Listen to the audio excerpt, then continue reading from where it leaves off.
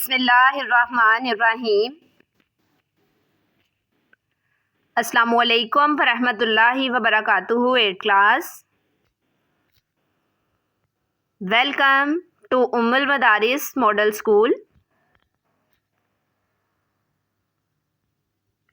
Welcome to your science class. Unit number 4, pollutants and their effects on environment, and our topic is lack of natural resources. First of all, open page number 54 of your science book. Hurry up students. Lack of natural resources is also called resource depletion.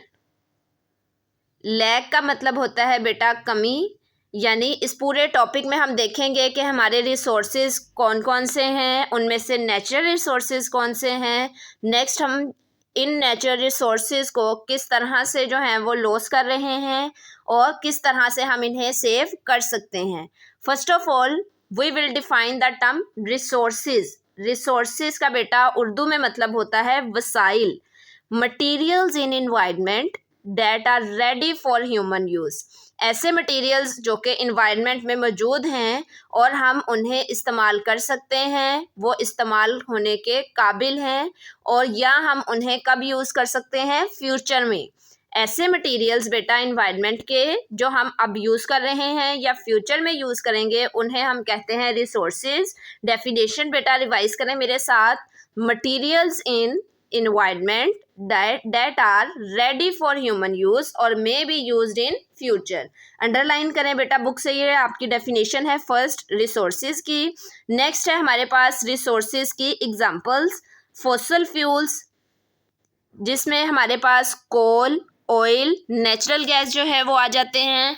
Minerals, trees, animals, water, these all are the examples of resources. Now, here is also a new term, non-renewable resources. Underline this word, non-renewable resources, and the definition is a resource that does not regenerate quickly. ऐसा resource जो कि quickly regenerate नहीं हो सकता, उसे हम कहते हैं नॉन रीन्यूएबल रिसोर्सेज, जिसमें हमारे पास फॉसिल फ्यूल की एग्जांपल है। फॉसिल फ्यूल में बेटा अगर हम एग्जांपल लें कोल, मतलब कोयले की, तो एक दफ़ा जब हम उसे यूज़ कर लेते हैं तो दोबारा बनने में उसे लाखों साल जो है वो चाहिए होते हैं कि दोबारा से जो है वो कोल बने। तो ऐसे रिसोर्सेज को हम कहते हैं नॉन रीन्यूएबल रिसोर्सेज। इसमें से कुछ रिसाइकलेबल होते हैं, कुछ नॉन रिसाइकलेबल हैं। वो नेक्स्ट हम देखते हैं कि किन किन जो है नॉन रीन्यूएबल रिसोर्सेज को हम दोबारा से रिसाइकलिंग के थ्रू इस्तेमाल कर सकते हैं, और कौन से हमारे पास ऐसे रिसोर्सेज हैं जो कि नॉन रिसाइकलेबल हैं। तो नॉन रीन्यूएबल रिसोर्सेज बेटा अगर हम उर्दू में इसे डिफ़ाइन करें, जिन्हें दोबारा बनने में बहुत ज़्यादा अरसा चाहिए, दोबारा वो इतनी जल्दी नहीं बन सकते, उसे हम कहते हैं non renewable resources. Here are some examples of non-renewable resources. First one is oil, coal, natural gas and nucleus. अब यहाँ पे हमारे पास नेचुरल गैस जो है वो क्या है, वो वाली गैस जो कि हम अपने किचन में यूज़ करते हैं कुकिंग के लिए, उसे हम कहते हैं natural gas. Natural gas is also called non renewable energy sources. Next, here is a difference between renewable and non renewable resources. अगर बेटा हम इसके वर्ड पे भी देखें तो री का वर्ड यहाँ पे यूज हुआ है.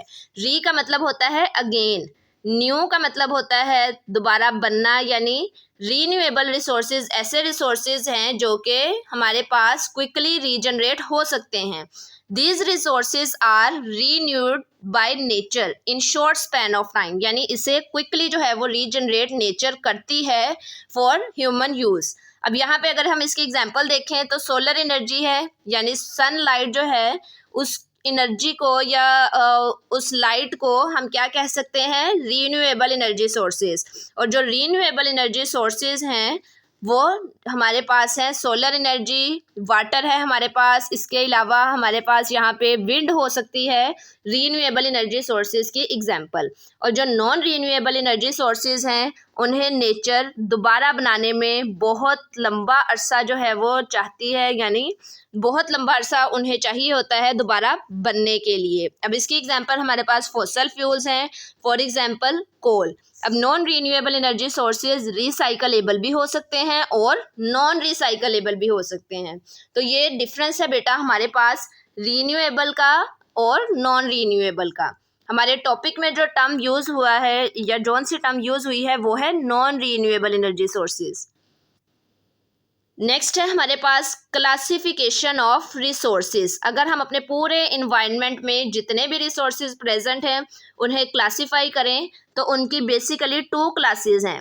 For example, one is natural resources and second one is man made या आर्टिफिशियल रिसोर्सेज। नेचुरल में हमारे पास 2 कैटेगरीज हैं, रीन्यूएबल एंड नॉन रीन्यूएबल, जिसकी डेफिनेशन हम अभी अंडरस्टैंड कर चुके हैं। रीन्यूएबल में बेटा हमारे पास विंड, वाटर, फॉरेस्ट और वाइल्ड लाइफ जो हैं वो आ जाती हैं। नॉन रीन्यूएबल में रिसाइकलेबल अगर देखें तो वो मेटल्स हैं, यानी अगर हम मेटल की कोई बनी हुई चीज़ ख़राब हो गई है तो उस मेटल को दोबारा से रिसाइकल करके कोई और चीज़ बना सकते हैं। लेकिन हमारे पास जो फॉसल फ्यूल्स हैं वो एक ही दफ़ा इस्तेमाल होते हैं और इस्तेमाल होने के बाद वो ख़त्म हो जाते हैं। तो यहाँ तक बेटा कुछ हमारी टर्म्स थी जो कि इस टॉपिक में हमारी यूज़ हो रही हैं, इस्तेमाल हो रही हैं, उन्हें हमने अंडरस्टैंड किया। तो come to the topic, the limited and non renewable resources are use to produce energy. अब ये जो लिमिटेड नॉन रीन्यूएबल रिसोर्सेज हैं ये लिमिटेड क्यों हो रहे हैं? क्योंकि हम इनका इस्तेमाल ज़्यादा करते हैं। और कहाँ इस्तेमाल कर रहे हैं? इंडस्ट्रीज़ को चलाने में, ट्रांसपोर्ट यानी व्हीकल्स, कार्स, बसेस में फॉसल फ्यूल्स का इस्तेमाल होता है। नेक्स्ट हमारे पास हमारी हाउस होल्ड अप्लाइंसेस हैं जहाँ पे हम इसका इस्तेमाल कर रहे हैं और ये दिन ब दिन क्या होती जा रही हैं? डिप्लीटेड होती जा रही हैं, कम होती जा रही हैं। अब यहाँ पे बेटा पिक्टोरियल व्यू है कि हम इन्हें कहाँ इस्तेमाल कर रहे हैं, अपनी इंडस्ट्रीज़ में और अपने ट्रांसपोर्ट में। जितना ज़्यादा हम इसका इस्तेमाल करेंगे उतनी ही हमारे पास ये जो नेचुरल रिसोर्सेज हैं वो डिप्लीट हो रहे हैं।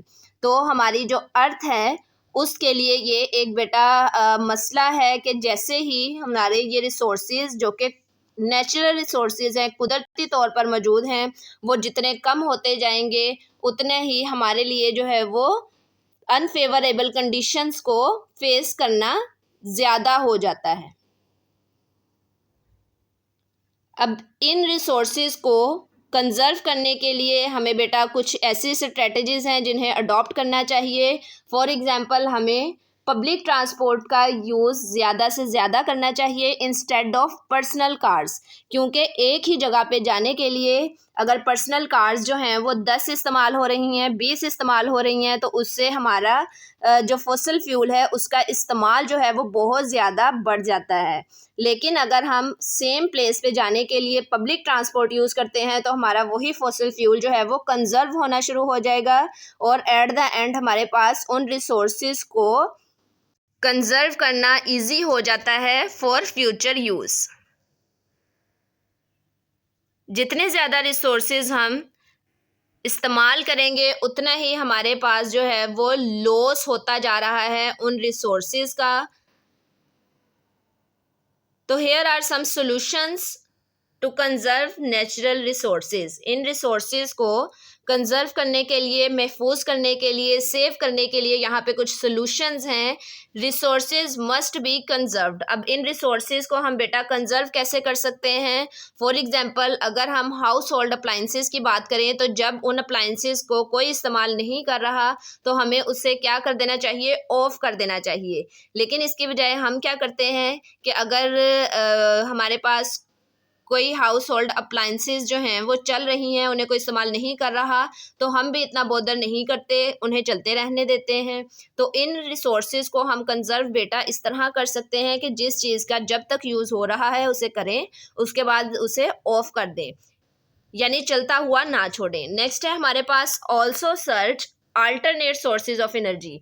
हमें ऐसे सोर्सेज जो हैं वो सर्च करने हैं जिन्हें हम ज़्यादा से ज़्यादा इस्तेमाल कर सकते हैं, और जितना ज़्यादा हम उसे इस्तेमाल करेंगे उतना वो कम भी नहीं होंगे। यानी ऐसे रिसोर्सेज, हमें अल्टरनेट रिसोर्सेज को सर्च करना है, और उसमें हमारे पास है सोलर एनर्जी को हम जितना ज़्यादा इस्तेमाल करें वो हमारे लिए अच्छा है। विंड एनर्जी को या हाइड्रो पावर एनर्जी को जितना ज़्यादा हम इस्तेमाल करेंगे तो बेटा वो एनर्जी कम नहीं होती, ठीक है।